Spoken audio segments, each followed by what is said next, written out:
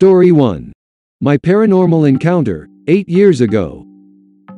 I was born in a North African country, left it for studies, but my family is still living there.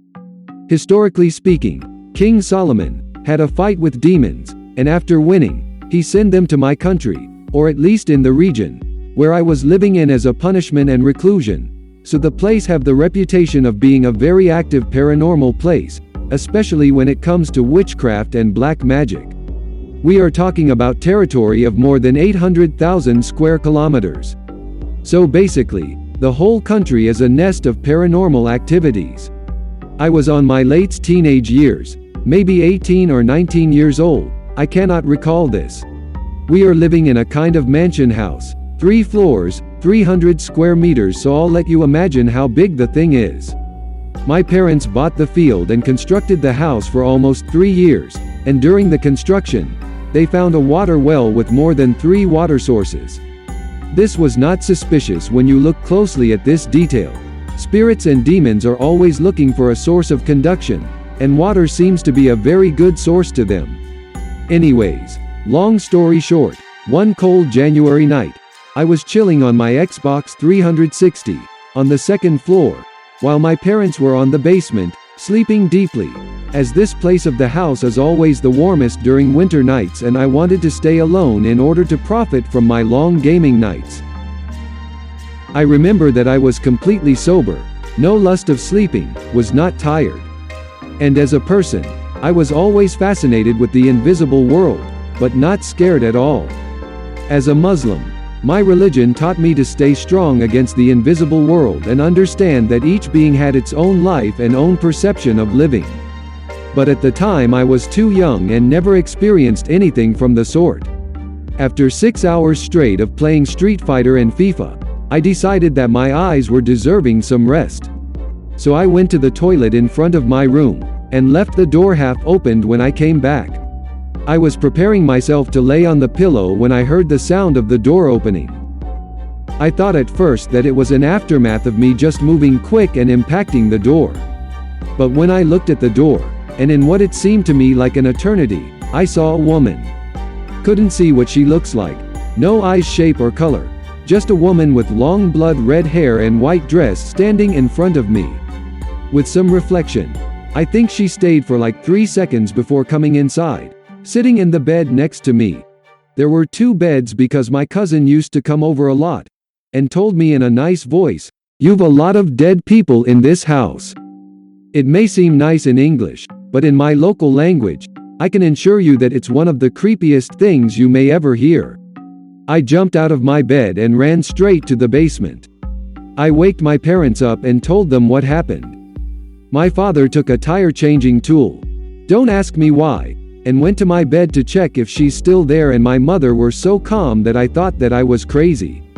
It turned out that she knew exactly what happened to me and didn't want to overreact. I am 27 years old now.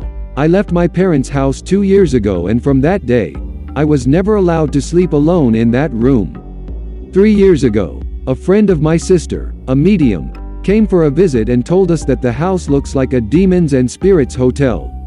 We still don't know what to do, and I am glad that I am not living in this house anymore. Because what I told you now is only the most notable event that happened. Other things like footsteps, noises, nightmares, things changing places randomly and side-eye shadows are normal to me now. Story 2. The Mechanic Ghost. As a kid, I've always been fascinated by ghost stories, paranormal thrillers, and spooky experiences from family or friends. I used to sometimes wonder what it would be like to encounter a real ghost or something spooky. This is a real-life incident that happened when I was about 10 to 11 years old. I was back in the city from Bombay, where I had gone to visit my aunt. My dad picked me up from the railway station in Bangalore. It was about 10 p.m. and raining heavily. We waited for the rain to subside and started to head home in our old scooter. Dad casually checking with me about my vacation, and all of a sudden the scooter stopped.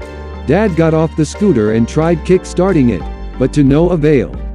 I stood there with my backpack, partially drenched and hungry. I looked around while my dad was trying his best to revive the engine and get it running. The engine had probably water inside it due to the rain. The whole locality wore a creepy and eerie look, with not a soul to be seen far and wide along the roads. Much later in the observation, I saw that this was the road flanked by cemeteries on either side. A chill ran down my spine. As much as I was anticipating such a day, I was not prepared to have any kind of encounter. I quietly tugged my dad's shirt and helped him push the vehicle along the road until we find some help. Remember, it is pitch dark, raining and no one in sight. We pushed along the end of the road and arrived at what seemed like a junction with a long and wide road ahead of us. We stopped to catch our breath and decided to wait out. We had crossed the cemetery patch by now. Phew. I was mentally preparing to encounter a ghost and act all brave and bold in the eventuality. Suddenly, my crazy thoughts were interrupted by a young man on a scooter who stooped in front of us to ask if we needed help. I couldn't recollect where he came from. The road was empty and there is no way I could have missed a single scooter approaching us. He seemed very friendly. He unclogged the silencer and kick-started the scooter. The engine was resuscitated back to life with just a single kick. I was amazed. The young man's face was not very clear, mostly because it was a dimly lit junction. My father offered him some money as a token of gratitude, and he simply smiled and said, "No, thank you, just get home safe with your kid." He ruffled my hair and smiled at me. Dad helped me pick up my backpack and we sat on the scooter, and barely that second, the man who helped us was nowhere to be seen. It was bizarre, as this is a 100-feet road, so long and wide and with no turns or crossroads. There is no way this man could have flown at 140 km/h in a scooter to the end of the road. Dad gasped in surprise and I was fixated on the road to see nobody. It was as if he had vanished into thin air. My dad could see that I was overshadowed by fear, and I could tell that he was terrified too. We left the spot swiftly and continued our journey home without a word. Both of us were baffled and confused at our encounter. Was it a friendly ghost who came to save us? Or a good Samaritan, with impeccable MotoGP skills on a 50cc scooter? Till today these questions haunt us. Neither logic nor science could explain his disappearance that night. Story 3. The Girl in Kalgoorlie. Now this didn't happen to me, but it happened to my dad. He's not the kind to over-exaggerate or even believe in the supernatural, but this experience really shook him up. He owns a business that provides safety manufacturing for mining vehicles and the like, and he was on one of his sales trips down to a mining town in Kalgoorlie, Western Australia. Now towns like these in Australia are old and remote and have a lot of strange feelings around them due to bloodshed with First Nation peoples and also miners during the gold rush in Australia and crimes that occurred around remote towns such as these. As such, paranormal encounters are not unheard of, and I believe my dad had one.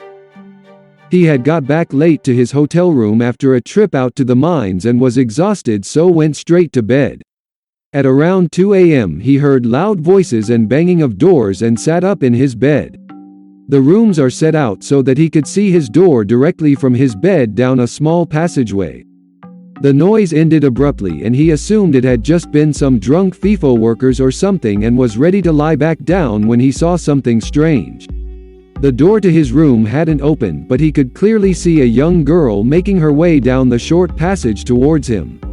He couldn't see her features properly as she was quite shadowy and her body seemed to cut off at the waist, as there were no visible legs.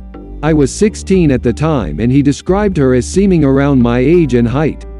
She came close to his bed and he let out a yell as he was terrified, and she seemed to disappear in front of him.